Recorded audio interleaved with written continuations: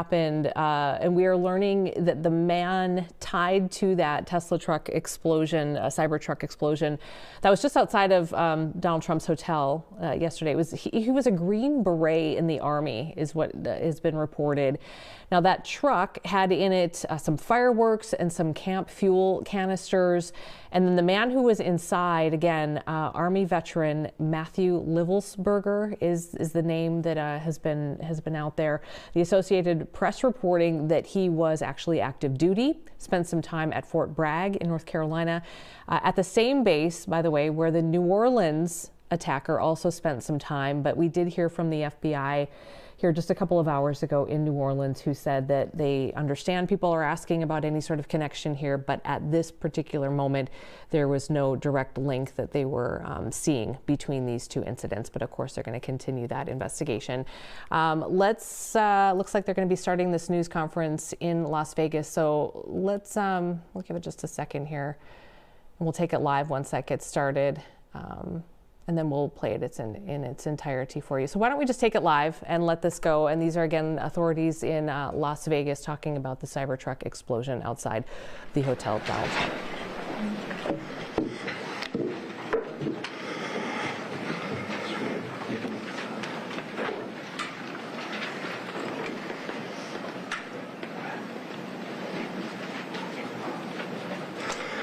All right, good afternoon, everybody. My name is Kevin McMahill. I'm the sheriff of the Las Vegas Metropolitan Police Department, and we are collectively here this morning to give you an update on the Cybertruck explosion at the Trump Hotel on Las Vegas Boulevard yesterday.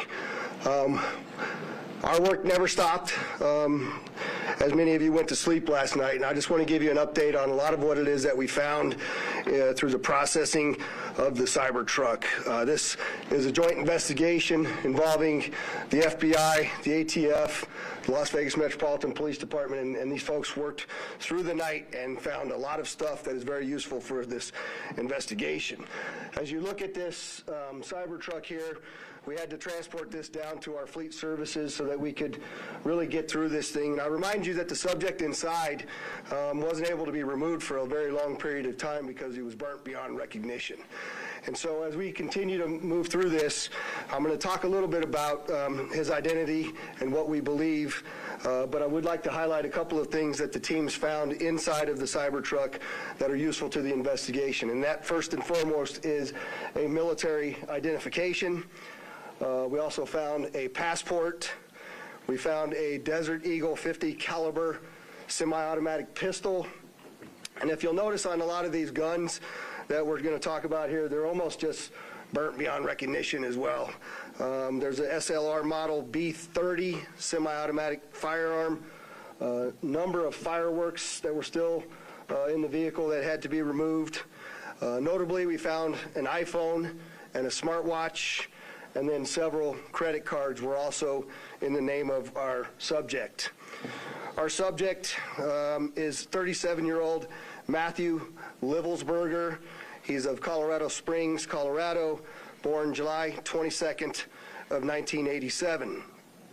Now, as you'll see here on a picture of his driver's license, let's see, the question really still remains for me, and I know that there's a lot of you folks in the media that are identifying this person as the person in our vehicle.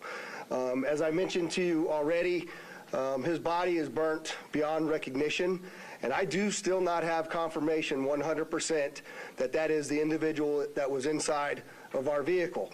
And so as I'm calling it now, the subject or person of interest, I will not come back until I have the confirmation through DNA or medical records that this is indeed, in fact, the subject inside of the vehicle. Now, further complicating this identification of this individual, we also discovered through the coroner's office that the individual had sustained a gunshot wound to the head prior to the detonation of the vehicle. One of the handguns was found at his feet inside of the vehicle. Obviously, in how we're trying to identify him, and I'm feeling comfortable to give you this information, is a tremendous amount of substantial evidence to include he rented the Turo vehicle. There are 2 tattoos, one of which was on the stomach and one of which is on the arm, that we can see bits and pieces of it as in comparison to what it is that we now know he had on his body. That has given us a lot of confidence that this is, in fact, the same person, as well as the clearly obvious, which is the credit cards, the military identification, the passport. And then furthermore, as you'll see here in just a very short period of time, we tracked his movements from Colorado to Las Vegas, and in a number of the photographs that we were able to determine, he was the individual that was driving the vehicle. And also, I'd like to iterate this point to you. We still have only ever seen him in this vehicle, and we're not aware of any other subjects involved in this particular case. Now, I would like to acknowledge a couple of things because I know what's going on in the social media world, and there are a number of things in this case that are similar to the attack in New Orleans. We do know that our subject here served in the military. In fact, he's a current member of the military. Both of the subjects served at Fort Bragg, North Carolina. What we do know about that is it's a very large military base, and we have no record that they served in the same unit or even at the same years at Fort Bragg, something that continues to remain under investigation. I also know that they both served in Afghanistan in 2009. We don't have any evidence that they were in the same province in Afghanistan, the same location, or the same unit. Again, something else that remains under investigation. And we also know, of course, that they both used the rental company Turo to rent their vehicles. As far as his military background, it's been confirmed by DOD that he was indeed in the United States Army. He was also a Green Beret operations sergeant who spent most of his time at Fort Carson, Colorado, and in Germany. He was on approved leave from Germany, where he was serving with the 10th Special Forces Group. He was also previously in the National Guard and the Army Reserve. I'd like to point out to you that through exceptional joint investigative effort, we've gotten to a place where we believe we can show you his route to Las Vegas from Colorado, and Carlos will put up the map there for you. And we know that he rented the Cybertruck in Denver on December 28th. We tracked his movements through the Tesla charging stations to Monument, Colorado on December 30th. On the 31st of December, the truck was charged in Trinidad, Colorado, Las Vegas, New Mexico, and Albuquerque and Gallup, New Mexico. On January 1st, the truck was charged in Holbrook, Flagstaff, and Kingman, Arizona. We last tracked the truck in Kingman at 05:33 yesterday morning. The truck was first spotted in Las Vegas at 7:29 a.m. yesterday. And Carlos will pull up a picture of the truck pulling onto Fashion Show Drive here. And that picture was observed at about 7:34 a.m. We know that he pulled into the Trump Valet, and I believe we have a video of that. You can see the Cybertruck highlighted there.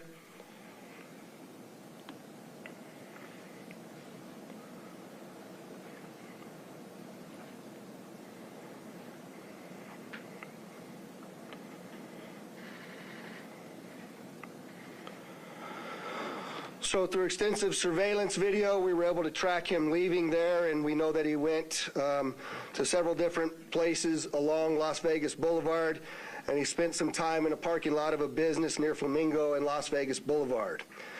We didn't have a video of the truck pulling back onto Las Vegas Boulevard from the sands.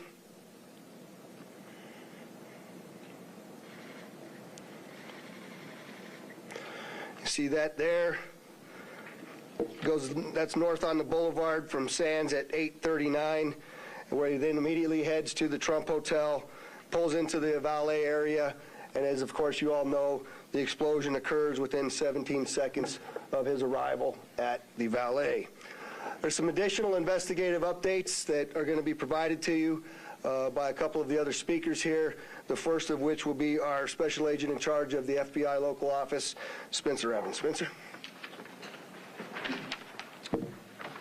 Good morning. My name is Spencer Evans. I'm the Special Agent in charge of the FBI's Las Vegas Division.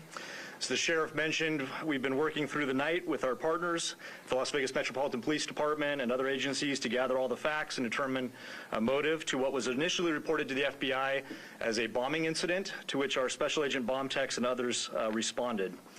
Obviously, we're always concerned in these sorts of events to ascertain what the motive is. We understand that's everybody's at the forefront of everyone's thoughts.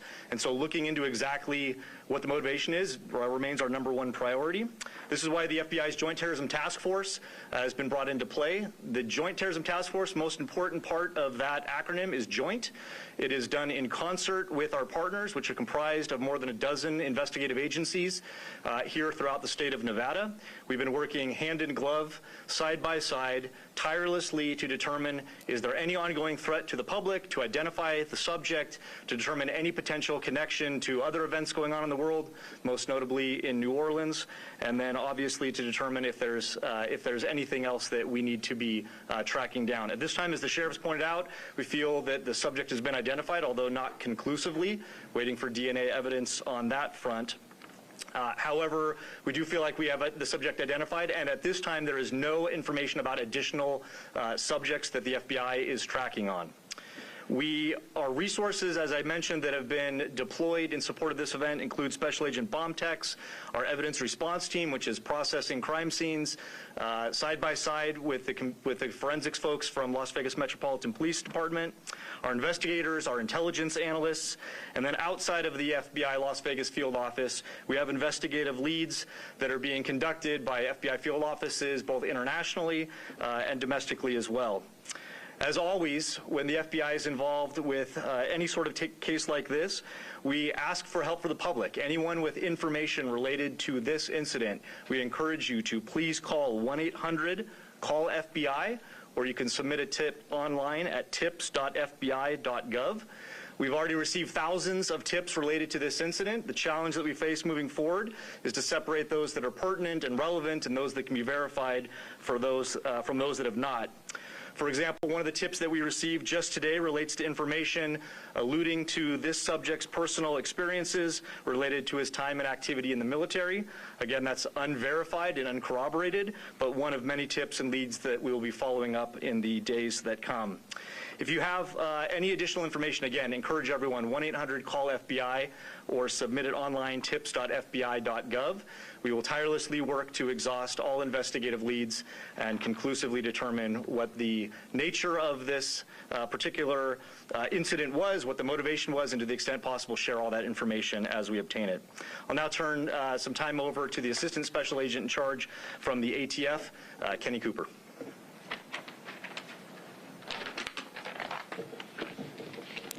Good morning, everybody. My name is Kenny Cooper. I'm the Assistant Special Agent in charge of ATF San Francisco Field Division. ATF is bringing our expertise in post-blast investigations and our crime gun intelligence to specifically assist in this investigation. I will tell you that our Special Agent bomb techs are working with FBI and with Las Vegas Metro and sifting through that post-blast debris to find components and investigative leads that will derive from that evidence process. We're too early into that investigation process to give any determination as far as how this device was initiated. I will say that we do know that the components primarily consist of fireworks, mortars, aerial shells, and are all consumer fireworks. Nothing commercial grade has been discovered at this point, and we've identified some fuel enhancers like the Coleman fuel and VP racing fuel and some explosive targets that can be purchased at any sporting goods store. We've also, as the Sheriff mentioned, we've identified 2 semi-automatic handguns recovered from the Tesla. We have successfully traced those firearms, and I can tell you that Matthew Livelsberger lawfully purchased both of these firearms on December 30th, 2024. We have agents following up those investigative leads. We know exactly where those firearms were purchased, and we will share any developments from those leads as they come in. Thank you.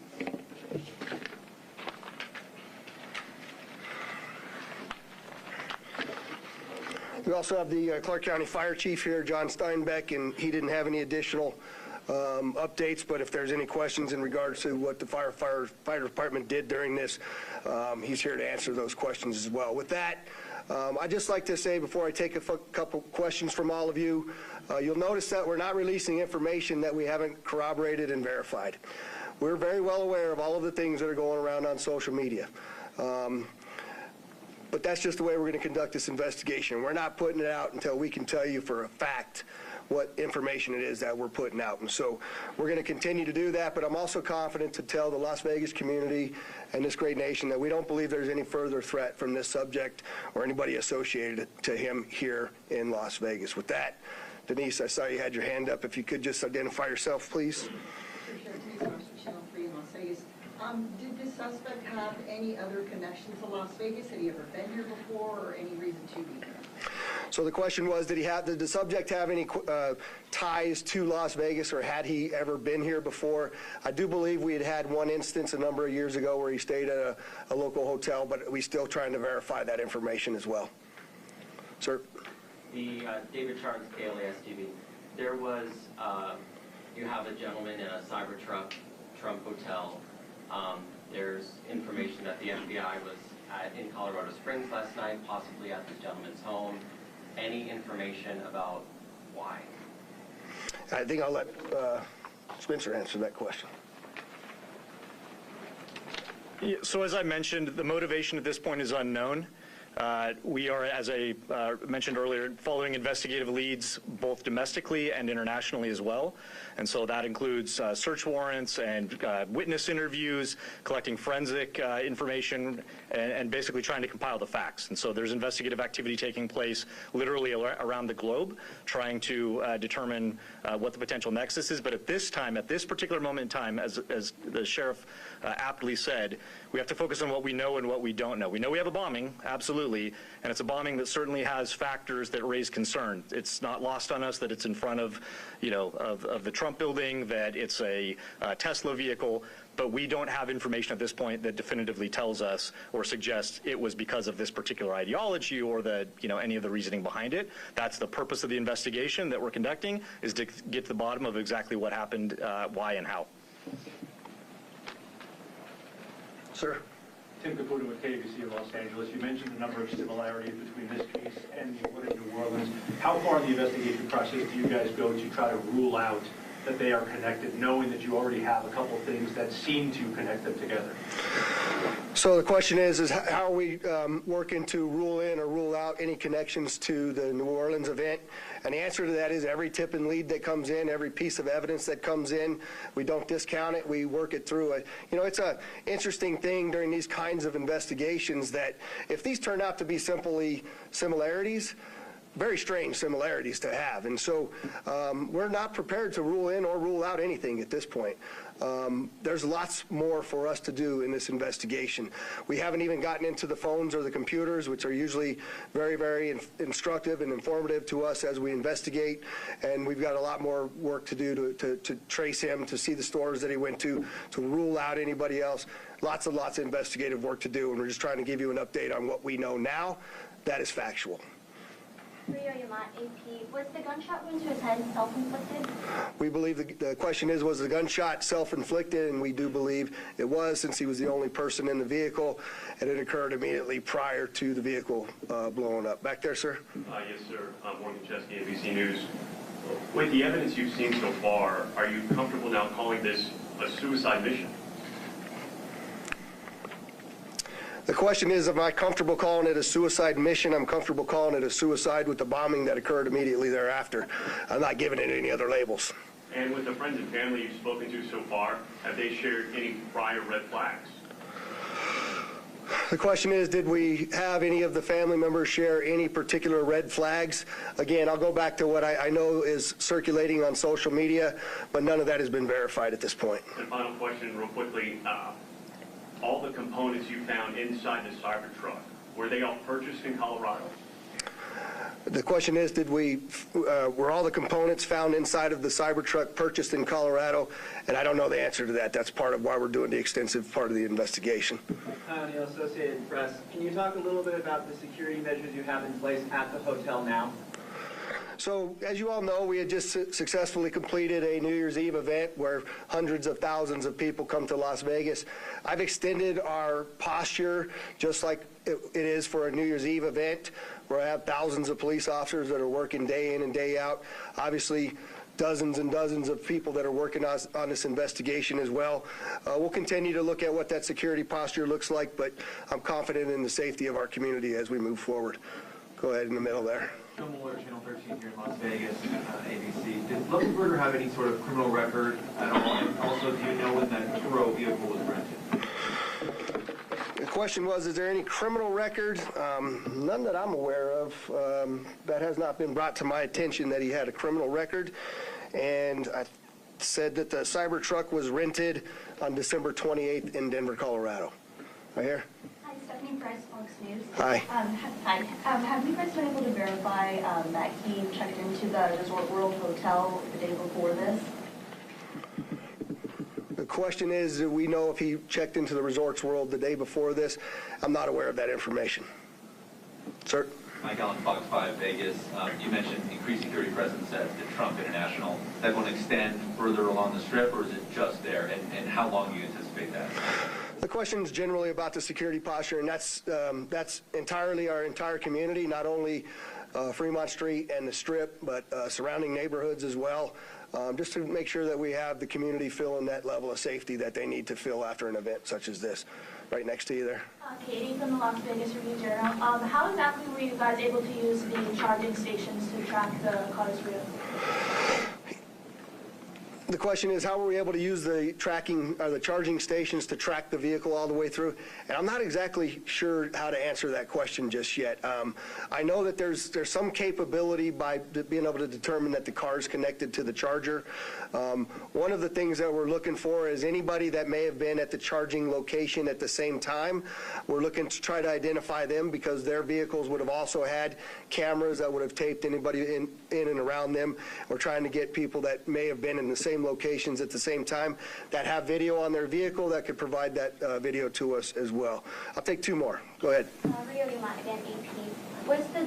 Can you talk about the damage being contained by the Cybertruck itself, and do you think that plays into whether he was aiming to hurt others, or was it a public suicide? Yeah, the question is about the Cybertruck and the lack of damage to the Cybertruck and containing the explosion. Carlos, if you could put that truck back up there, it might be helpful, but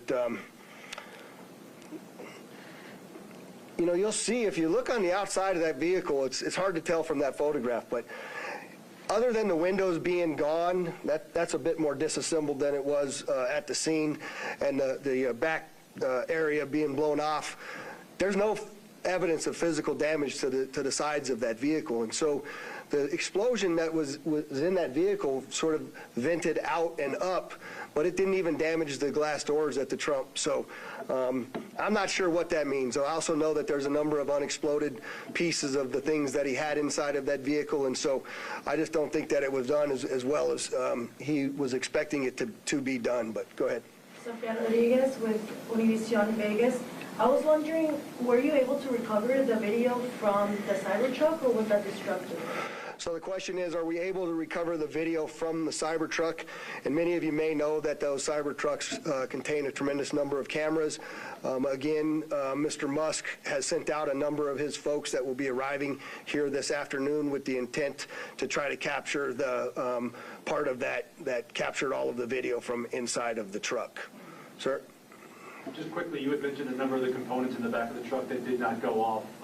Maybe this is a better suited question for ATF, but when it comes to the rudimentary nature of the bomb, I think we mostly think of a bomb that is connected. This seems like individual kind of incendiary and combustible components put together.